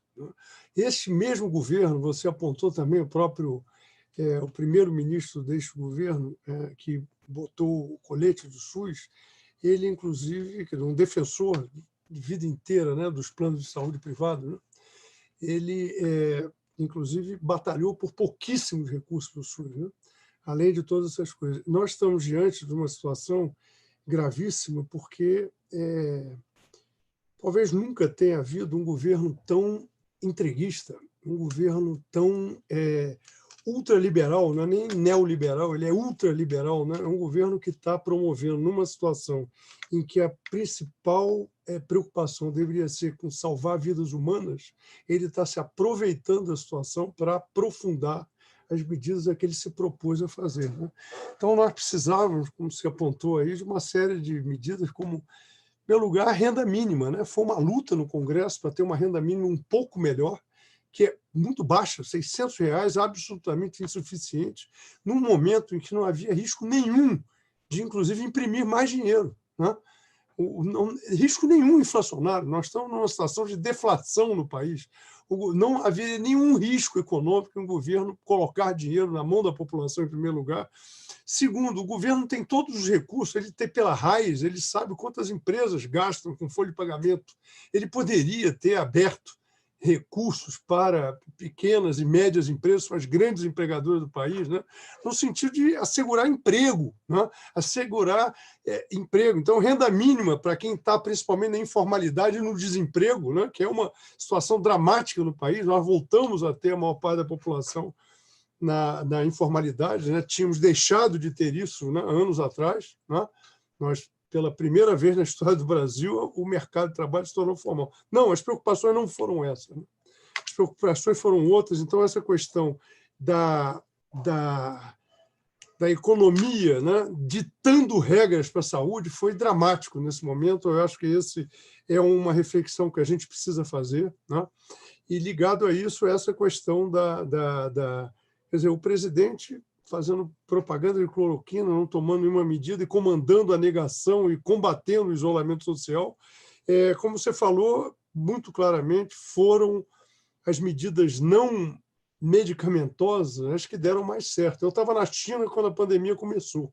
Eu fui para lá no final do ano e saí no início do ano, em janeiro, quando os primeiros casos estavam sendo notificados, né? Só que a China tem uma capacidade de mobilização e uma legitimidade do Estado chinês que permitiu um controle impressionante da doença, né? A população é organizada em comitês de bairro, né, que são atuantes, a gente vê nas ruas, os comitês de bairro. Eles puderam estabelecer um controle efetivo, inclusive assegurando a logística da população, as compras eram feitas. Aqui nada disso, você apontou várias medidas fundamentais, isolamento, né, nas populações mais pobres. Então, são um conjunto de medidas que, obviamente, deviam vir do Ministério da Saúde. A coordenação disso, né, recursos, orientação para que estados e municípios pudessem fazer isso, né? Então, são pontos aí fundamentais. A gente vai abrir agora para o debate. Tem uma primeira pergunta que foi dirigida pela Denise Rangel, que é ex-aluna do Instituto, é aposentada também do Instituto Nacional do Câncer. Ela apresentou a pergunta para o Carlos Lula, a respeito de que esforço foi feito nos últimos anos, não no atual governo apenas, mas nos últimos anos no Maranhão, para prover recursos humanos para o SUS, né? Esse vem sendo uma das grandes questões do SUS nas 3 esferas de governo nos últimos anos, né? Nos últimos anos, desde que o SUS existe, né? Nós, na verdade, nós temos recursos humanos insuficientes, né? Uma série de medidas tomadas no governo Fernando Henrique, né? Primeiro, uma construção ideológica de que a área social não é função essencial do Estado, embora 85% da despesa primária do governo federal seja com as funções sociais, com 5 funções sociais. Essa é uma construção ideológica feita no governo Fernando Henrique. Logo depois, a lei de responsabilidade fiscal, que impõe um limite para a contratação de pessoal diretamente pelo Estado, né? Mas ele pode dar a volta nisso desde que ele contrate o setor privado. Então, nós fomos progressivamente substituindo o Estado, né, a gestão pública, por uma gestão crescentemente terceirizada, né? E, então, a pergunta dela é o que houve no Estado do Maranhão nos últimos anos, no sentido de procurar enfrentar essa situação que efetivamente afeta não só a operação dos serviços, mas também a capacidade de gestão, né? A criação de uma cultura de gestão do SUS, né? A gente é o estado que tem pior percentual de médico por habitante, né? Ou por 1.000 habitantes. Ou por 100.000 habitantes, perdão, que é como se faz essa ponderação. E a gente vai ter também esse percentual muito ruim em relação às outras profissões de saúde. Então, nos últimos anos, o que a gente fez? A gente fez 2 movimentos. Um movimento era de criar estruturas regionais de saúde. A gente criou os primeiros hospitais regionais do Estado, por incrível que pareça. Com esse tanto de tempo, só tinha hospitais regionais em 3 cidades. São Luís, a capital, Imperatriz, que é a segunda maior cidade, mas, na verdade, eu não tinha hospital do Estado lá, eu tinha contratação da rede privada pelo Estado, e tinha uma rede de urgência e emergência bem no meio do Estado, no coração do Estado, feito ainda no governo do Jackson Lago, né? Um opositor do Sarney durante os 50 anos, ele teve 2 anos de governo, ele construiu um hospital no meio do Estado. O resto da rede do Estado, com criação de hospitais regionais de grande porte resolutivos, foi a gente que fez já nos últimos 5 anos. Então, a gente construiu 10 hospitais regionais e agora a gente está entregando mais 8, né? Nesse período de pandemia, era nossa programação entregar mais para frente. A gente já tem alguns em construção. Então, a gente fez essa construção no sentido, e a gente sabia que ia precisar também de recursos humanos. Então, a gente fez um outro movimento, que era aumentar na nossa universidade estadual o número de cursos da área de saúde e também apoiar a Universidade Federal, que estava tendo muita dificuldade, que ainda no governo Lula e Dilma tinha feito interiorização dos cursos, principalmente de medicina. Criou curso de medicina em outras cidades que não só a capital. E estava tendo muita dificuldade. Então, a gente apoiou a universidade disso, sobretudo para os médicos poderem morar nessas cidades, e apostou na criação de cursos de medicina e outros cursos de saúde no sul do estado, que não tinha. A gente construiu uma universidade estadual, a UEMA-Sul, né? Uma universidade para o sul do Maranhão. A gente só tinha a UEMA, que ficava aqui em São Luís. Então, como o estado é muito grande, é do tamanho da Itália, então a gente construiu também uma universidade para o sul do estado. A gente já tinha o curso de medicina e de saúde no leste, na cidade de Caxias, bem pertinho de Teresina. E o terceiro movimento, que foi tentar sair da OS. Toda a rede de saúde que a gente tinha do estado era por meio de organização social. Então, a gente está paulatinamente saindo desse modelo. Hoje, só 30%, menos de 30%, 25% da nossa rede é estruturada ainda por organização social. Todo o restante não é feita pelo Estado diretamente. É feito por meio de uma empresa pública, a Empresa Maranhense de Serviços Hospitalares, criado nos moldes da IBSE, mais uma empresa pública, 100% pública, que passou a gerir e tem dado uma boa resposta. Agora, na pandemia, se não fosse ela, a gente não teria tido condição, por exemplo, de dar essa resposta na velocidade em que demos.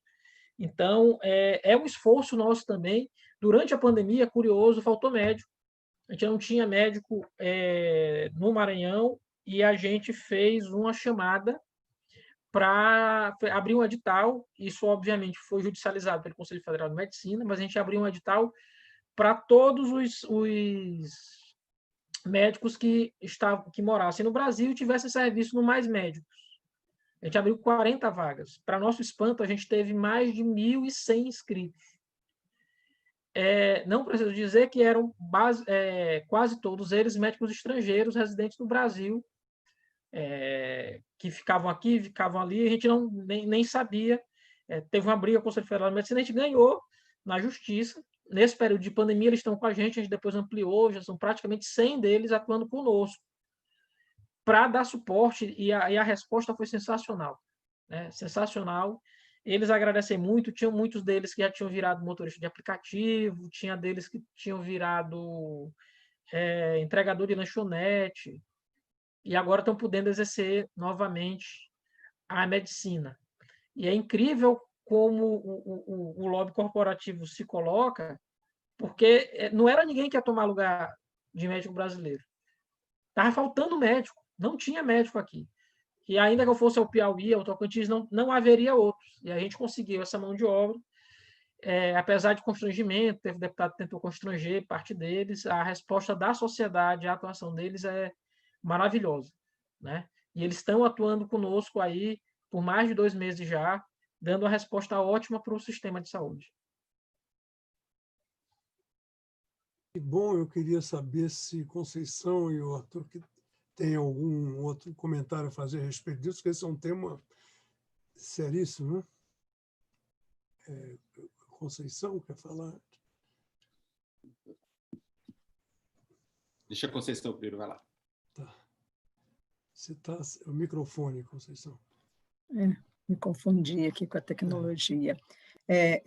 Ouvindo aí a fala do Carlos Lula, né, isso não é um problema só do Maranhão, né? A gente aqui na região sudeste, onde tem a maior concentração de médicos, a gente também tem dificuldades, né, ainda tem dificuldade de conseguir médicos para os serviços nessa pandemia, no volume, né, que a gente precisa. E considerando ainda o afastamento de muitos profissionais, né, por questão de estar no grupo de risco, mesmo por adoecimento, né, que teve também um adoecimento desses profissionais, então a necessidade de afastamento do serviço. Então, assim, ousada a proposta dele, mas boa, né? Muito interessante, porque esses profissionais estão no Brasil, eles não estão, né, só no Maranhão. Qualquer chamada que se faz, esses profissionais respondem, esses profissionais que atuaram no Mais Médico e que estão hoje sem CRM no Brasil, mas que estão aqui em outras atividades. Uma boa iniciativa. Eu só queria saber do Carlos, isso foi através de leis próprias, né, Carlos? E é só para o período da pandemia, né? Tem assim, um período certo, 6 meses, 1 ano, como que foi isso? A gente previu por até 180 dias. A gente, na verdade, baixou um decreto, com o decreto do governador, a gente fez um edital, e o edital permitiu que a gente fizesse o chamamento dessas pessoas. A gente fez uma requisição administrativa, na verdade. A gente se valeu do artifício jurídico, de fato, eu diria que sui generis. O governador que foi juiz é bom, né? Fala é bom. Aí deu uma confusão, eu fui para a audiência, mas deu tudo certo.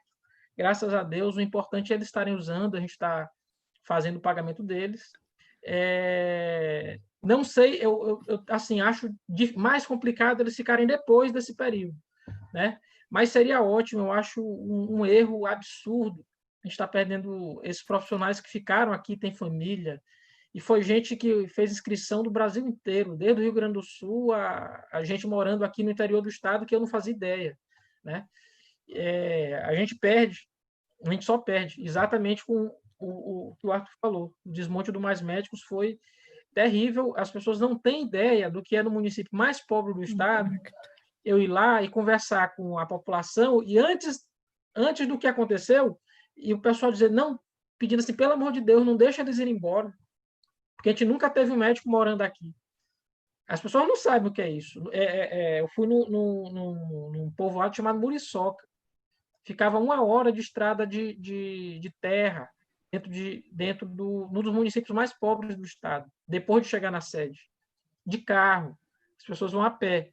e tinha um médico lá. Um desses aí, do Mais Médico, uma cubana. E a comunidade maravilhada com ela, dizendo: a gente nunca teve isso aqui, não deixa ela embora. E ela dizendo: não, eu adoro isso daqui, eu não quero sair daqui. E aí teve que ir embora, né? É um erro, assim, que as pessoas não têm ideia do que representa, principalmente para a população mais pobre. O que é deixar de ter a mão de obra médica, deixar de ter um médico ali na comunidade, que pode pegar qualquer dado epidemiológico lá depois que ela saiu e ver o que aconteceu na comunidade. Mas, Lula, deixa eu me meter nessa conversa, porque se você observa no interior do Maranhão, você tem absoluta convicção de que na periferia da cidade de São Paulo, na grande São Paulo, nos municípios, inclusive de municípios ricos, nós também não conseguimos colocar médico, e foi graças ao Mais Médico. Então, assim, chega a ser de uma perversidade sem tamanho. Eu acho que a pandemia ela possibilitou produzir a quebra de alguns paradigmas. Um deles é esse. É impossível que um gestor estadual não tenha autonomia para poder, numa situação como essa, fazer regulação da força de trabalho, cumprir o que está escrito na Lei Orgânica da Saúde e garantir cuidados à saúde para a sua população. Eu garanto que, se a gente tivesse com mais médicos em operação, nós não teríamos essa ausência da atenção básica que está aí representada. Você quer ver uma outra coisa que eu acho que é uma quebra de paradigmas? Diz respeito à história do complexo médico industrial. Num país como o nosso, faltar máscara, faltar capote, faltar roupa, faltar equipamento de proteção individual, com a indústria têxtil, com a indústria de plástico, com a indústria eletrônica que a gente tem, é um absurdo. É falta de liderança. Veja, a mesma liderança que mobilizou o Conselho Federal de Medicina para botar goela abaixo uma liberação da prescrição da cloroquina não é capaz de, por exemplo, respaldar a garantia da ação dos gestores numa situação emergencial, seja para fazer compras, seja para fazer o suprimento, a garantia de pessoal. Agora, tem uma coisa que é muito interessante nesse debate, que é a dificuldade que as pessoas têm de entender que não se produz uma equipe de cuidados críticos da noite para o dia. Não basta comprar respirador ou alugar um leito, ou disponibilizar. Então, assim, a qualificação dos trabalhadores e trabalhadoras do SUS, trabalhadores porque a maioria são mulheres, de mulheres. A qualificação dos trabalhadores, o tempo que nós já tivemos para formar gente. Olha, eu tenho analisado os dados, a curva de casos notificados confirmados continua crescendo. A curva de óbitos começa já a dar uma estabilizada. A diferença está em que, depois de 3, 4 meses, as equipes começam a ganhar lastro, começam a ganhar experiência clínica. Quer dizer, o fato da gente não ter se preparado para rapidamente mobilizar recursos de telesaúde, de um monte de coisa, até a própria reconversão da indústria, me parece que é essencial. E tem que ser percebido como quebra de paradigma daqui para frente. Acho, sinceramente, Lula, que o CONAS e o CONASENS estava um caso à parte, A postura do CONASENS... aliás, o CONASENS é hoje a vergonha da história de resistência. Quem conhece a história do papel do CONASENS na luta pelo SUS, com as honrosas exceções dos COSENS, de secretários municipais, é de ficar espantado. Mas, de qualquer maneira, me parece que é um imperativo colocar essa pauta de discussão, porque senão é aquela história assim: não derrubar a emenda constitucional 95, não garantir mais recursos para a saúde, não enfrentar o problema dos mais médicos, não enfrentar essa questão da desregulamentação ou da regulamentação adequada da telemedicina, que para um país de dimensão continental com a gente é fundamental. Então, tem algumas situações que nós vamos ter que quebrar mesmo a ferida do corporativismo, tá certo? E conseguir produzir avanço, ou sob pena de perder essa oportunidade que a tragédia da pandemia de Covid nos proporcionou. Eu tenho outra pergunta aqui, da Aparecida Barbosa, que é do COSENS, trabalha com a Conceição, foi secretária aqui do meu município, que é Petrópolis, secretária municipal. Ela pergunta por que ouro. Você tem apontado que o sistema universal de saúde está em disputa. Aí ela pergunta: que resultados poderão surgir desta disputa? Ela quer dizer, trabalhar um pouco mais essa questão. Maravilha. Acho que esse é um tema que se desenvolve a partir do que nós estamos dialogando. Eu sou daqueles que não tenho... Eu tenho sido relativamente pessimista em relação ao futuro do SUS. E por que eu tenho dito isso? Vejam, 38 bilhões e meio liberados, menos de 11 executados. Todas as discussões que eu tenho acompanhado, porque eu mantenho algum grau de acompanhamento, que estão preparando a pauta da Lei de Diretrizes Orçamentárias, que depois desaguará na Lei Orçamentária Anual, né, já indicam que o Ministério da Economia não colocará esses recursos na proposta orçamentária de 2021. Ou seja, serão retirados de 30 a 35 bilhões desses 38 bilhões e meio. Ou seja, só aqueles que foram fruto de remanejamento orçamentário ficarão. Olha, isso significa retomar um patamar inferior ao do ano passado, sequer suficiente para dar lastro à manutenção da ampliação de leitos que foram produzidas a partir da pandemia de Covid, né? Os estados e os municípios exauriram a sua capacidade de ampliação de recursos com orçamento próprio.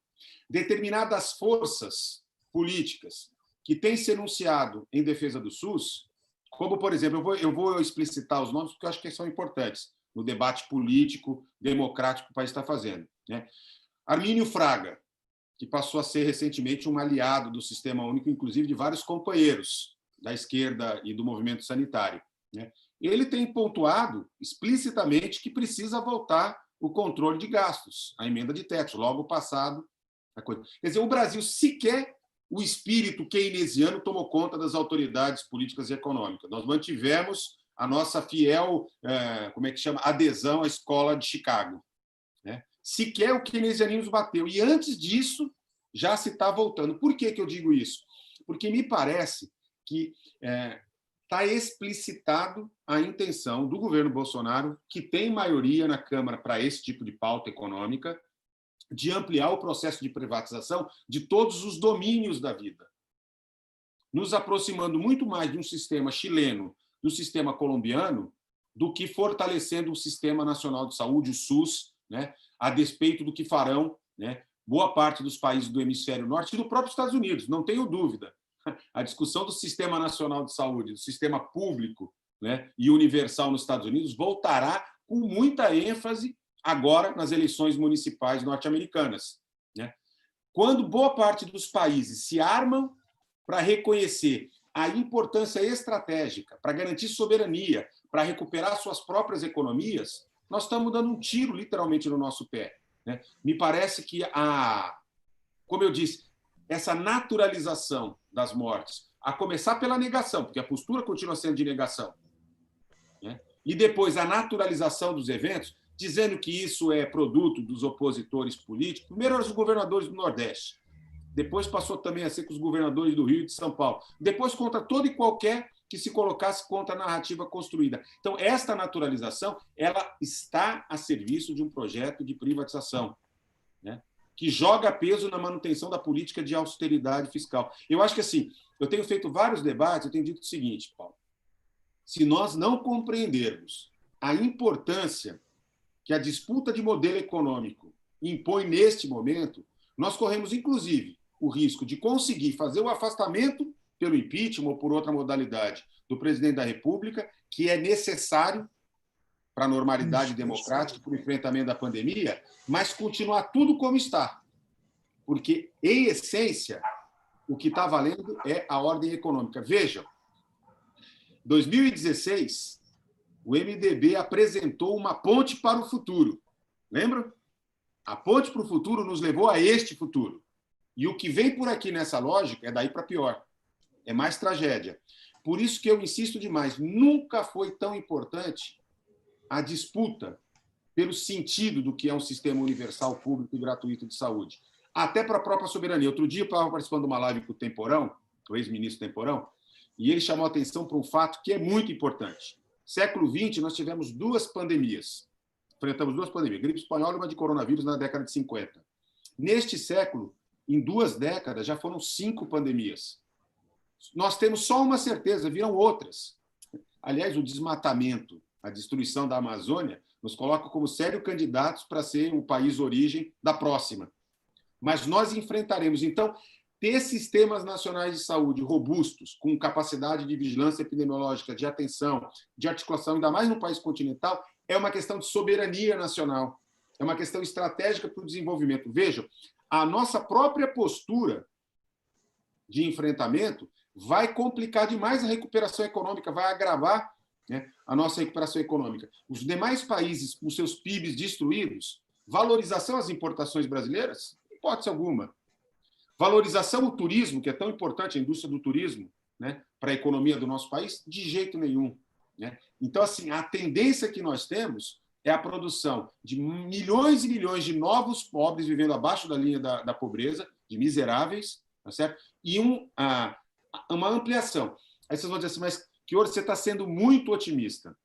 Aí eu quero resgatar, né? O Lula era muito novinho, era recém-nascido ainda, mas o Paulo, que é mais ou menos meu contemporâneo, vai lembrar do Congresso da Abrasco, em que, na época do governo Fernando Henrique Cardoso, se eu não me engano, em Porto Alegre, que o Zé Luiz Fiori fez uma análise de conjuntura para a gente, tão pesada, mas tão dura, né? Que alguém levantou e disse assim, mas professor, desse jeito não nos dá esperança, nós não vemos saída no fim do túnel. E o Zé Luiz Fiori disse para a gente o seguinte, gente, análise de conjuntura nos dá elemento para armar a nossa ação política, para fazer com que aquele cenário que está se desenhando não se concretize. Então, eu acredito demais na possibilidade de fazer o SUS, mas ele será feito na luta. Por isso que eu estou achando muito importante os movimentos que o Conselho Nacional de Saúde tem feito, movimentos dos partidos de esquerda, inclusive em aliança com outros partidos de oposição ao Bolsonaro, e a tomada desse debate com a sociedade. Gente, ver a Globo fazer defesa do SUS depois de décadas de insidiosa e explícita campanha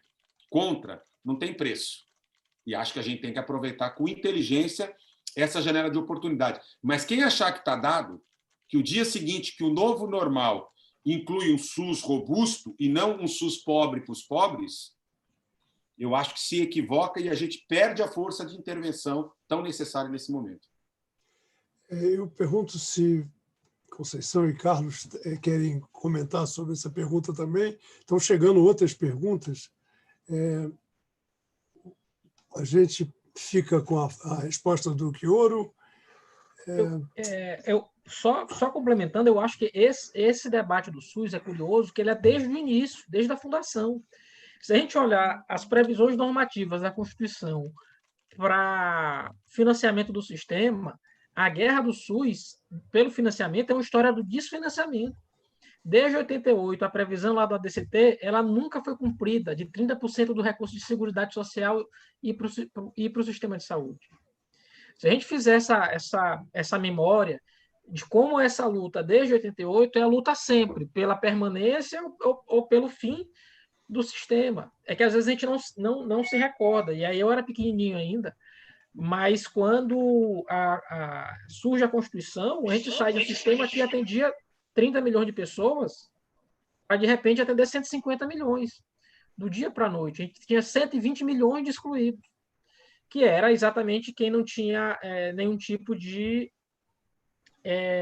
ou não tinha carteira assinada, não era servidor público, e acabava sendo atendido pela periferia do sistema de saúde, mas propriamente não era ele o atendido. Tanto que era Santa Casa de Misericórdia, né? Os nomes revelam muito do sentido dessa nossa andança pelo século XX até resultar no SUS. A gente não pode perder isso. Depois que a gente cria isso em 88, a gente não pode achar que com 32 anos do sistema, agora que o sistema vai começar a funcionar, vai começar a ter condição de dar um resultado melhor, mas vai continuar sendo a luta, uma disputa de narrativa. E eu acredito que a pandemia, por incrível que pareça, pode fortalecer. Porque se não fosse o SUS, eu não quero nem narrar o que teria acontecido aqui no Maranhão. Porque quem primeiro entrou em colapso foi meu sistema privado. Eles vieram pedir leito para a gente, pedir respirador para a gente. Os hospitais privados do Maranhão foi quem entrou em colapso primeiro. Se não fosse o SUS, nosso cenário teria sido ainda pior. Então, a gente tem que sair dessa confusão inteira que a gente se meteu, desse redemoinho que a gente se meteu, mais forte. Porque, de fato, a gente não pode permitir que haja privatização de todos os sentidos da vida, né? Mais um, ou da vida. Não faz sentido achar que vai existir um SUS só para os pobres. A universalidade do SUS é o que fundamenta em vários sentidos, tanto que funda, o inicia, mas também o que é resistência dele. A gente não pode perder isso ou deixar que isso se perca. Essa disputa tem que se dar, e aí o CONAS tem que vir, o CONASENS tem que ser resgatado, porque não é possível continuar cumprindo o papel que está cumprindo hoje, né? De ser meio que não vem para cá, vem chamado, ser cooptado pelo canto da sereia. Então não dá, é somar todos esses atores para fazer essa disputa de narrativa para frente, de fato, porque a gente tem muito a perder perdendo essa disputa. A gente tem mais umas perguntas, eu vou até combinar duas delas, porque a gente está se aproximando também do final, né? O nosso tempo se esgota às 16 horas. Tem uma pergunta do Arthur Lobo da Costa Matos, que é do Sindicato dos Psicólogos do Rio, considerando a perspectiva de piora da situação, né, que foi firmada com essa mistura das ondas, né, como o Quioro colocou, como fica a utilização dos leitos privados, na opinião de vocês? Essa é a primeira pergunta, né? E o que fazer em relação aos leitos privados? E outra, são duas perguntas muito parecidas, por isso que eu vou juntar. Uma do Mário Dalpós, que é professor do Instituto, foi da OMS há muito tempo, e o que será feito com as escolas médicas privadas que foram financiadas via recursos públicos, se expandiram largamente nos últimos 20 anos. Alguma expectativa desses médicos trabalharem no SUS? E outra da Nercilene, que é da Fundação Oswaldo Cruz, que pergunta sobre as faculdades públicas que se expandiram também nesse período e qual é a expectativa não só dos médicos formados por elas, mas de outros profissionais de saúde virem a trabalhar para o SUS diante do quadro que nós estamos tendo aí dessa disputa pelo SUS. Essas duas são muito próximas, né? Essas duas últimas perguntas. Então, queria saber quem... Eu posso Carlos. contar o que aconteceu no Maranhão. Olha o que aconteceu no Maranhão com os leitos privados. Chegou um momento em que, de fato, apertou o leito na rede pública, eu estava entregando hospital, mas estava vendo que estava apertando o leite também na rede privada, e eu fiz a requisição administrativa de leite da rede privada. Lógico, com decreto do governador. Então, fiz reunião com o sindicato deles. Foi uma das piores reuniões que eu já participei da minha vida. Mas eu só disse assim, olha, é o seguinte, eu entendo a posição de vocês, mas se vocês não fizerem por bem, a gente vai fazer por mal. Eu estou pedindo na paz, e eu estou pedindo leito para vocês. Se vocês tiverem leitos que vocês não estão usando, sem respirador, sem cama, eu uso, eu pago por eles, eu faço a requisição e pago por eles. Mas eu quero que vocês disponham desses leitos para a gente, já que vocês estão sem condição de usar, porque para eles não é interessante paciente de Covid, porque não dá retorno, né? A reclamação, inclusive, na reunião foi essa, não, esses pacientes aí não dão retorno para a gente, é só prejuízo. E eu disse, bem, mas se vocês não quiserem dar os leitos para o Estado, que a primeira da parte da reunião foi, não tem leito nenhum para o Estado, aqui está tudo lotado. Eu disse, tá bom, pois então faz o seguinte, não tendo leito, será um sábado. Na segunda-feira eu estou mandando a polícia aí no hospital. Aí se tiver leito vazio lá, eu vou tomar para mim. Pode ser assim? Surgiram leitos. Surgiram leitos. Tem mais de um mês já usando o leito de um hospital privado daqui. Também abaixou bastante, mas de repente surgiram os leitos. Então, assim, apesar da minha rede privada ser muito menor que a rede pública no estado, tenho 300 mil maranhenses só com plano de saúde, então minha rede privada é muito pequena. O grande plano de saúde é o SUS, que atende mais de 95% da população. eu fico pensando no Sul e no Sudeste, que tem uma rede privada bem maior, que tem a quantidade de leitos bem maior, de muitas vezes a gente pensar da história da fila única em situações como essa de emergência, de ter uma regulação única de leitos, inclusive dos privados, podendo ajudar o sistema de saúde pública. Evitaria um bocado de coisa, por exemplo, esse monte de hospital de campanha aí no Rio, um negócio meio estranho assim, né? Com preços muito caros, muitas vezes com leito sobrando, e aí tenta fazer o hospital de qualquer jeito. Então, eu acho que tem caminhos para serem debatidos. Óbvio, a gente precisa de liderança nesse momento. Eu só tive condição de fazer uma reunião dessa e ter firmeza porque o governador bateu o pé e disse, não, a gente vai fazer isso daqui, o que interessa é salvar a vida das pessoas, se é leito público ou privado, isso pouco importa. E se eles estão fazendo corpo mole para não receber paciente, a gente toma os leitos deles e usa. Não é esse o papel que se espera do Estado? É esse o papel que se espera do Estado. E assim a gente fez. Em relação às escolas médicas privadas e públicas, e aí eu respondo aqui pelo Maranhão. Eu acredito que no Sul seja um pouco diferente também, porque tem uma rede privada maior. Mas aqui ninguém quer ir para o privado. O pessoal quer vir para o SUS. Porque, inclusive, a gente paga melhor. A gente remunera melhor os médicos. A briga aqui, na verdade, é para entrar no nosso sistema de saúde pública, que é um sistema de saúde pública, até porque essa rede é muito nova, então são hospitais novos, muito equipados. Eu não deixo nada do hospital que inaugurei aqui para os melhores hospitais privados que eu tenho aqui na capital. O meu respirador é até melhor. Se for olhar lá, equipamento meu é até melhor. Isso é SUS. Então, assim, pelo menos aqui no Maranhão, a briga não é para ir para a rede privada. A briga é para poder entrar no setor público. Posso só engatilhar um pouco? Claro. Eu vou falar na boa aqui para nós que somos paulistas, cariocas e tal, né? O Brasil, cara, a gente às vezes faz a métrica pela nossa realidade, sabe? Minas Gerais, São Paulo, Rio e tal. O Brasil é muito diferente, muito heterogêneo.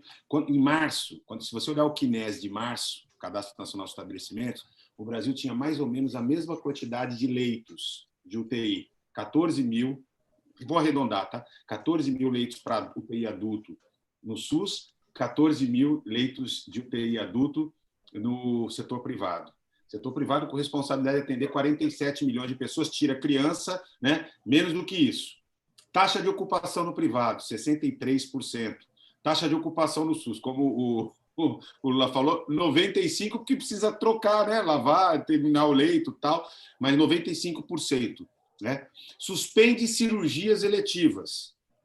Né? Abre uma margem de 20%, 22% no SUS, porque continua tendo trauma, continua tendo cirurgia oncológica de grande porte, que não parou. Tá? Rede privada, ela despenca a ocupação dos leitos para 37%, 38%. E desigual, porque, por exemplo, se você pegar a oferta de leitos de São Paulo e do Rio, já dá uma brutal diferença. São Paulo tem uma oferta muito maior, tanto pública como privada, historicamente, do que o Rio, tanto que o Rio saturou primeiro do que São Paulo. Então, entender este movimento da chamada fila única, né, do comando único da oferta de leitos, é preciso entender a dinâmica do país. Porque é o seguinte, a falta de coordenação nacional do país, do Ministério da Saúde, nos coloca numa situação crítica. Porque o Carlos acabou de contar a experiência do Maranhão, eu tenho acompanhado a experiência de Pernambuco, por exemplo. Pernambuco, a hora que abriu a possibilidade de contratação, uma parte da rede privada se apresentou. Porque até para manter os leitos foi necessário para eles buscar um ponto de equilíbrio. Então, valia a pena atender uma parte, além de não correr o risco de ter os leitos requisitados. Então, se olhasse para isso regionalmente, mesmo dentro do Maranhão, ele sabe que ele tem regiões que são... Uma coisa é São Luís, outra coisa é o interior. Né? São realidades diferentes. Então, essa singularização, essa gestão... A gente fala tanto em PTS, né, no cuidado individual, a gente precisa começar a fazer projetos de gestão regional mais singulares também. Né? Eu, particularmente, acho que tem determinadas regiões que os gestores não precisavam nem esperar a lei no Congresso Nacional, não. A própria Lei Orgânica da Saúde já dá tranquilamente lastro para fazer a requisição de leitos. Primeiro, a contratação dos leitos, né, a oferta, faz o chamamento público, não tem resposta, vai para a requisição. Agora, o mais importante é a regulação única. Porque não adianta nada contratar e deixar na mão da oferta privada ou da corporação ou de outros interesses a decisão pelo acesso. Então, quem fez a gestão unificada, quem conseguiu centrar na coisa da regulação, qualificou a regulação, deu passos importantes. Eu acrescentaria só em relação às escolas que a mesma heterogeneidade vale para o país, né? Vejam, quando houve o golpe, a primeira coisa do Mais Médicos que foi destruída não foi nem o provimento emergencial, a presença dos cubanos. Demorou até o início, aí, a chegada do Bolsonaro e do Mandetta para ser desmontado. A primeira coisa que efetivamente foi desmontado foi o componente de formação, foi a regulação da residência médica, que eram as estratégias mais importantes para poder fazer a fixação em cima da estratégia de expansão das universidades públicas e privadas, que era fazer com que elas honrassem o compromisso da abertura de vagas de residência no mesmo número de vagas de graduação. Vale a pena conhecer um pouquinho mais a fundo a proposta da Lei do Mais Médicos, que não se restringia meramente a sair abrindo faculdade ou a colocar provimento emergencial. Uma proposta bastante estruturada, né, que, infelizmente, acabou sendo descontinuada, né, e é parte, para entender, inclusive, da adesão de setores importantes da categoria médica, por exemplo, ao próprio golpe, né, de 2016. Então, acho que assim, são elementos muito importantes de serem compreendidos. A gente não tem muito tempo para aprofundar, mas acho que, Paulo, esse vale um debate. Esse é um debate à parte, né? Porque ele vai ser um ponto estratégico. Eu concordo inteiramente com isso, inclusive o seguinte, que os Mais Médicos foi, na verdade, o primeiro passo do Estado brasileiro para regular a profissão médica, que foi uma luta em todo o sistema público universal onde se criou, começando aqui falando do capitalismo, na Inglaterra. A luta com a categoria médica foi enorme para conseguir a adesão deles. E mesmo depois que o plebiscito, né, que foi promovido, foi vitorioso, os médicos aceitaram ser funcionários públicos do sistema, 20% deles foram embora para os Estados Unidos e o Canadá. Essa sempre foi a luta. Então, pela primeira vez, o Brasil deu, com os Mais Médicos, um passo na direção da regulação. Isso foi fundamental, isso é preciso ser entendido, conhecido, aprofundado, concordo inteiramente contigo. Gente, a gente está tendo, acho que, um debate interessante, levantou uma série de questões. Essa experiência do Maranhão é riquíssima, mostra o que é ter um governo, né, democrático, um governo comprometido com a população, né, que toma medidas, e a diferença, como o Chioro falou, eu fui 20 anos, trabalhei no IBAN, trabalhei em todos os cantos do Brasil, Instituto Brasileiro de Administração Municipal. Depois trabalhei no Ministério da Saúde e FUNASA durante uns 13 anos. Andei em tudo que é canto, desde o Distrito Sanitário Yanomami, lá até no Maranhão eu trabalhei em Codó, que era, na época, o município mais pobre e tal. Essa diferença do Brasil é fundamental, é outro tema, é fundamental para a gente poder pensar o SUS no Brasil, repensar. Nós vamos, como a Conceição falou, né? Nós vamos ter que repensar o SUS totalmente. Eu acho que, na verdade, a Covid traz essa oportunidade, né? Nós estamos vivendo uma tragédia sem tamanho, o país não podia estar passando por isso, né? O golpe que preparou o terreno para esse governo deixou o país à mercê de um governo não só irresponsável e insensível com a vida humana, mas inepto, incapaz, incompetente, né? Então, nós estamos vendo aí o contraste, né, entre um Estado que é um Estado pobre, um dos estados mais pobres do Brasil, Maranhão, né, que foi capaz de fazer uma série de coisas, inaugurar 8 hospitais, não são esses hospitais de campanha superfaturados do Rio de Janeiro, não, são 8 que, né, foram 13 criados, mas 8 permanentes e pensados regionalmente, né? Quer dizer, se a gente tivesse aproveitado essa oportunidade, né, trabalhando com as redes, como o Chioro disse, a gente estaria em outra situação.